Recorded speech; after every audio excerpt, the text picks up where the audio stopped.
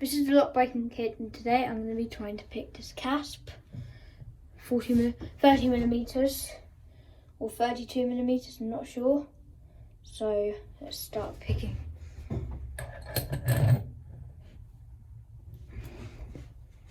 Follow the keyway tension. Just going to single pin pick it, hopefully.